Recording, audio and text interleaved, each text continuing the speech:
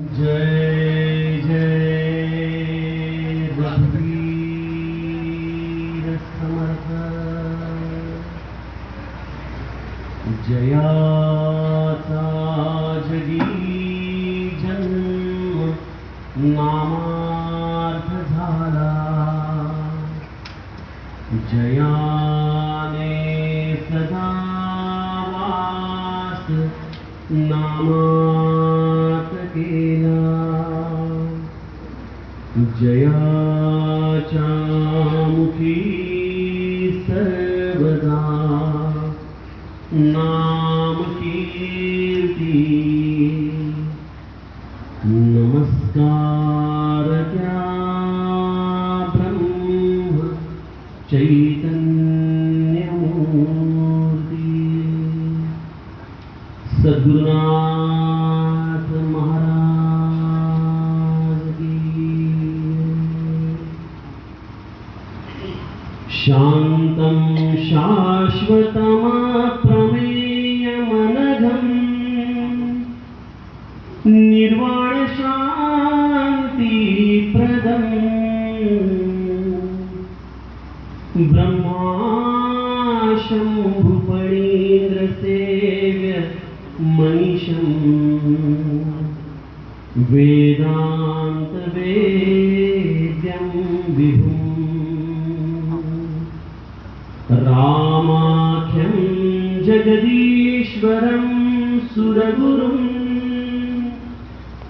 मायामनुष्यं हरिं वन्दे करुणाकरं रघुवरम् भूपालचूडामणि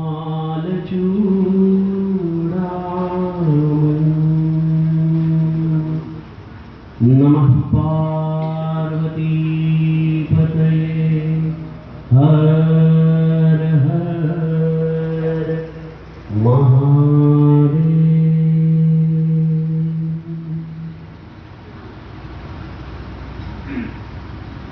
श्री राम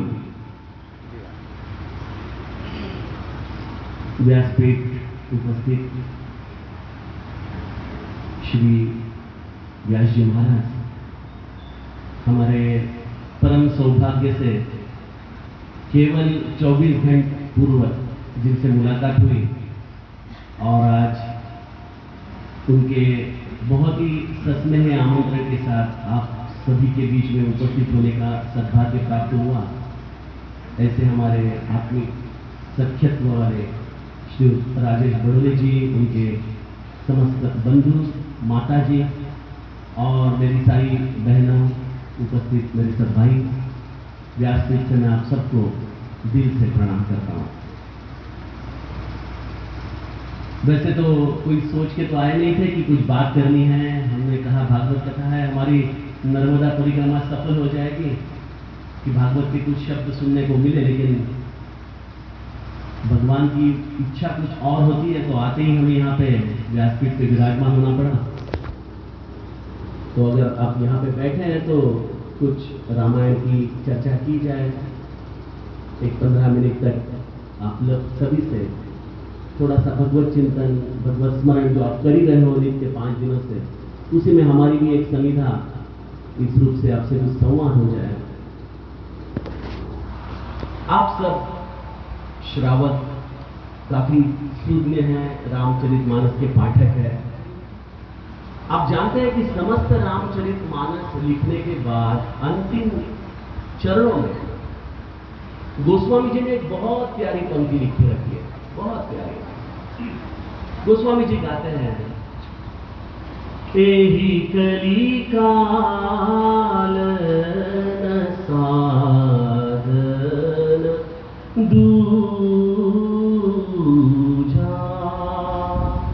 एहि कलिकाल साधन दूजा, जोग जज्ञ जप तप व्रत पूजा,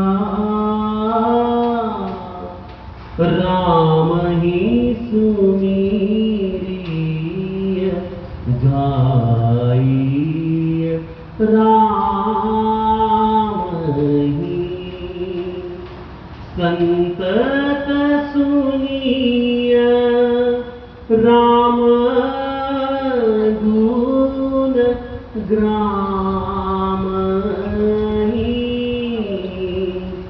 एहि कलिकाल साधन दूजा न साधन दूजा।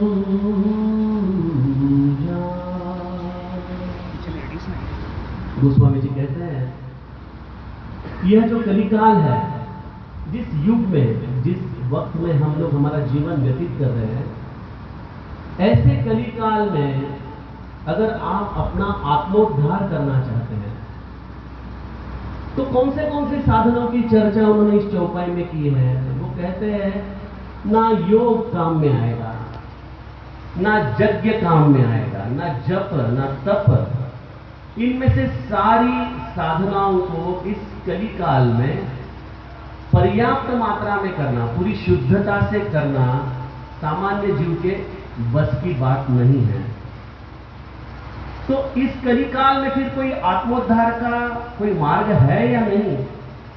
क्या हम भी वापिस पुनरपि जननम पुनरपि मरणम पुनरपि जननी जठरे शयनम, इस तरह से केवल इस चक्र में पिसते जाने वाले हैं?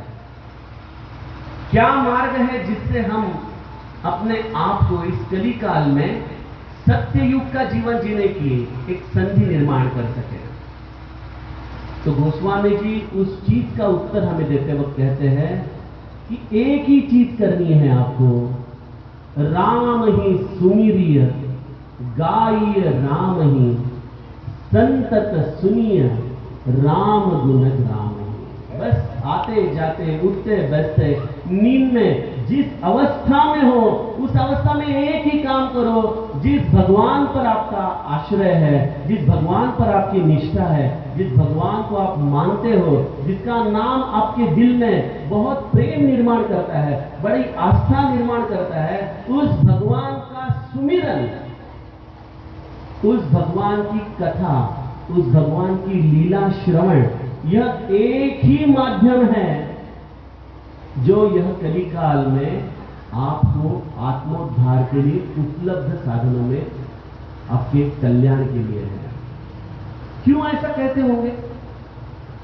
देखिए, हम लोग सब देखते हैं कि आज की तारीख में भी हम लोग बड़े बड़े योग, यज्ञ, जप, तप सब करते हैं। क्या ये सब हम लोग जो कर रहे हैं वो वेस्ट जा रहा है? क्या इससे हमें कोई फायदा नहीं होगा? क्या जरूर फायदा होगा। देखिए, हर एक विधि के अपने अपने अनुकूलता है, प्रतिकूलता है।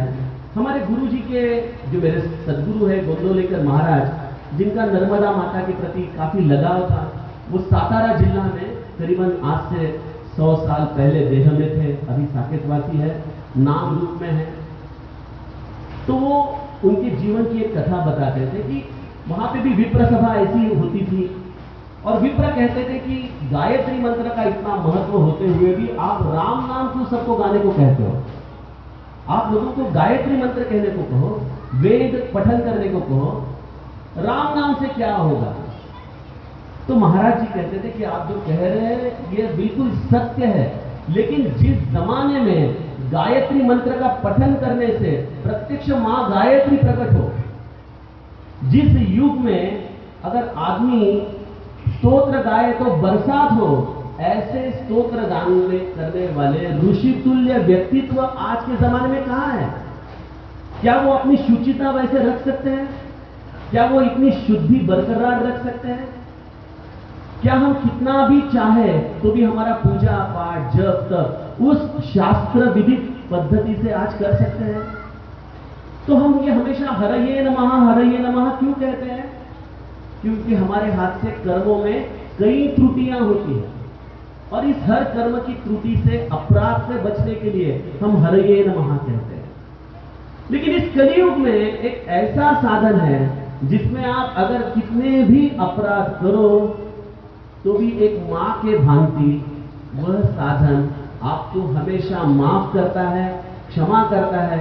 जैसे कोई बच्चा गंदा होकर आता है तो मां उसे नहलाती है, वापस अच्छी तरह से साफ सुथरा करके बड़ी प्रसन्नता से उसका जैसे हमारे सन्मुख करती है, वैसे इस कलियुग में नाम का महत्व है, इस कलियुग में कथा का महत्व है।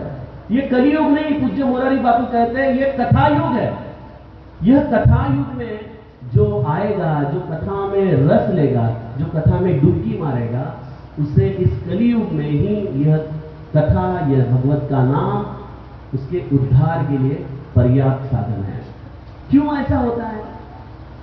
देखिए, हम जानते हैं कि युगों की 4 अवस्थाएं होती है। एक है सत्य युग, जो सत्य युग जहां पे भगवान स्वर्ग में रहते थे और राक्षस पाताल में रहते थे। माने इतने दूर दूर थे दोनों कि भगवान स्वर्ग लोक में और राक्षस पाताल लोक में थे। ठीक है। सत्य युग के बाद आया त्रेता युग। आप जानते हैं त्रेता युग में प्रभु रामचंद्र का अवतार कार्य हुआ। प्रभु रामचंद्र भारत में, अयोध्या में, और रावण लंका में, माने जो 2 अलग अलग लोकों में बसते थे वो एक ही लोक में आ गए, पृथ्वी लोक में, और पृथ्वी लोक में सिर्फ 2 अलग अलग देशों में आ गए। एक भारत देश में आया, एक लंका में आया। फिर उधर से हम आगे निकले तो द्वापर आ गया। द्वापर युग में क्या हालत हो गई कि एक ही घर में, यादवों के घर में कौरव और पांडव, माने शत्रु और भगवान एक ही घर में आ गए, माने इतने पास आ गए शत्रु। तो आप बोलोगे कलियुग में कहां है शत्रु? कहां है? हमारे अंदर है बस। और अंदर जो शत्रु है, जैसे हमारे पूज्य व्यासपीठाधीश ने तो आपको वो कथा कही होगी कि जब हिरण्यकश्यपु भगवान को मारने के लिए निकल पड़े, तो हिरण्यकश्यपु को मारने का उसको बहुत संताप आया था, क्योंकि उसके बंधु का, हिरण्याक्ष का वध विष्णु जी के द्वारा हुआ था। तो कह रहा था मैं विष्णु जी को छोड़ूंगा नहीं। नारद जी ने, देवर्षि नारद जी ने आके कहा, विष्णु भगवान, हिरण्यकश्यपु बहुत संताप से आपके पास आ रहा है, कुछ तो करो, नहीं तो छूट जाओ।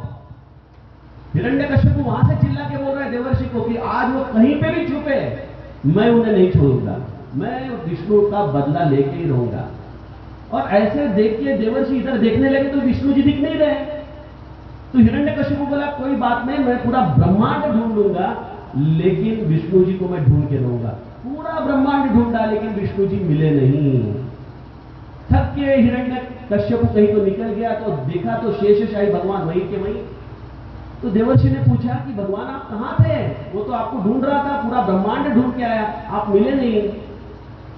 तो उन्होंने कहा मैं उसके हृदय में छिप गया था। कहां छिप गया? मैं उसके हृदय में छिप गया। तो आज कलियुग में हम सबकी यही हालत है कि भगवान हमारे हृदय में छुपे हैं। ममई वंशो जीवलोके जीवभूत सनातना मनश्ष्ठान इंद्रियाणि प्रकृति स्थान कर्षति। हर एक के हृदय में भगवान छिपे पड़े हैं और हम सब बाहर घूम रहे हैं, सब बाहर घूम रहे हैं। तो आज का साधन एक ही है। जैसे कोई सर्प अंदर जाके बैठता है तो सर्प को आप कितना भी आवाज करो, कितना भी ढोलकी बजाओ, नहीं आएगा बाहर। जब उसके अंदर कोई गैस छोड़ोगे या गर्म पानी छोड़ोगे तभी वो सर्प बाहर आता है ना। उसी तरह आज हमारे हृदय में बसा हुआ यह शत्रु और भगवान जो इसी चित्त में बैठे हैं, इसी चित्त का मल हम नामस्मरण से और कथा के आधार से दूर कर सकते हैं। और कथा कैसे सुननी है? दरस परस मज्जन रूपाना हर ही पाप कह वेद पुराना। नर्मदा मैया का हम दर्शन कैसे करते हैं? दर्शन करते हैं, स्पर्श करते हैं, मज्जन करते हैं, आचमन करते हैं। इस प्रकार से हम उस नर्मदा मैया से जिस तरह से जुड़े हैं उसी तरह से कथा से भी हमें जुड़ना है। आज आप शायद 7 दिन का सप्ताह करोगे तो कथा का आपको दर्शन होगा। क्यों राजेश जी ने इतना बड़ा कार्यक्रम रखा है? केवल अपने पिता के स्मृति को, उनके स्मरण को नहीं, अपने मां को संतुष्ट करने के लिए नहीं, आपके सबके हृदय में वो आज भागवत ग्रंथ का अनुग्रह करने जा रहे हैं। तो यह आपका उत्तरदायित्व बनता है कि इस सप्ताह को आप भूले नहीं। इस सप्ताह के बाद सिर्फ दर्शन करके भागवत जी को भूल न जाना, रामायण जी को भूल न जाना। दर्शन किया तो हर दिन नित्य स्पर्श करो। एखादा श्लोक, एखादी चौपाई, कोई भी एखादा अर्थ, कोई भी एखादा सत्संग, उसको अपने मन में धारण करो। प्रपंच तो चलता रहेगा, जिंदगी बीत जाएगी, लेकिन यहां से कोई बर्तन भी लेके गया नहीं है ऊपर, ही हम सब जानते हैं। अगर यहां से कुछ जाएंगे तो ये संस्कार ही जाने वाले हमारे साथ। तो इस संस्कार का ये शिविर है, ये संस्कार आपको लेना है और आप लेके जाओगे, इसकी मुझे पूरी खातिरी है। यहाँ के जिस उत्साह से आप बैठे हो, तो आप दर्शन, स्पर्श, और जब स्पर्श करोगे तो मां नर्मदा आपको ऐसे छोड़ेगी नहीं, बोलेगी आजा बेटा थोड़ा मज्जन भी कर ले, स्नान भी कर ले अंदर आके। तो फिर आप कथा में डूब जाओगे, और कथा में जब डूबोगे तो आपके नेत्र सजल हो जाएंगे, आपका शरीर पुलकित हो जाएगा, आपका मन भगवत नाम में, उसकी लीलाओं में ऐसे रत हो जाएगा कि आप जीवन में वह छोड़ने का मन में विचार भी नहीं कर पाओगे। और यह जब होगा तो आपके चित्त का हिरण्यकश्यपु बाहर निकलेगा। हिरण्यकश्यपु उसी वक्त आपके हृदय से बाहर निकलेगा, और आपको इस कलियुग में यह कथा वह अमृत तत्व प्रदान करेगी जो आपको इस दुनिया के बाजार में कहीं नहीं मिलता। तो ऐसा यह बहुत बड़ा संयोग आपके सद्भाग्य से, आपके पूर्व कर्मों के साथ और हमारे मित्र राजेश जी के बड़े कष्ट और अनुग्रह के साथ आपको उपलब्ध हुआ है। मैं उनके पिताजी के स्मृतियों का स्मरण करता हूँ, वंदन करता हूँ। ऐसे 3 बेटों की माँ जिन्होंने ऐसे सुपुत्र और ऐसे सत्कर्म करने वाले परिवार में उनको जन्म दिया, उनको भी मैं नमन करता हूँ, वंदन करता हूँ। व्यासपीठ से एक बार क्षमा प्रार्थी हूँ, क्योंकि भागवत कथा का इतना सुंदर प्रवाह चल रहा था और हमारे आने के कारण भागवत कथा जी को थोड़ा क्षणिक विश्राम लेना पड़ा। लेकिन कथा विश्राम नहीं लेती, अलग अलग रूप में आती है, तो मैंने भी वही एक प्रवाही परंपरा चालू रखी। और इस नूतन वास्तु का भी मैं बहुत कल्याण की प्रार्थना हमारे सद्गुरु भगवान के पास करता हूँ कि यहाँ पे बसने वाले सारे लोगों की सारी मनोरथें और सारी इच्छाएं की पूर्तता हो और आप सभी का मंगल हो। इसी प्रार्थना के साथ मेरे वाणी को विराम दो। जय जय रघुवीर। प्रागट्य की कथा कहते हैं।